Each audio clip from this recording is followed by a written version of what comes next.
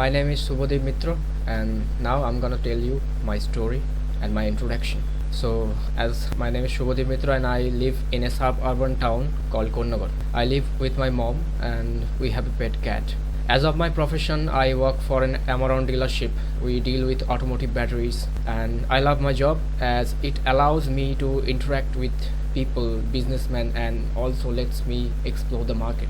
And it also gives me new challenges to face, so I can learn new things there. And what I love is different people, and in different people I love culture, tradition, and many more. And as of my education, I am pursuing my graduation from a private college, and alongside with my job and carrying all my hobbies with me all the time. I love to travel, but what I love more than travel is my daily routine. Without the completion of my daily routine, my day seems imperfect, in short, miserable. Going to the work in the morning, hitting the gym in the evening, and studying topics at night, that's how my day goes. And in the future, I want to become a polymath, and the polymath means become expert in many subjects altogether. Thank you.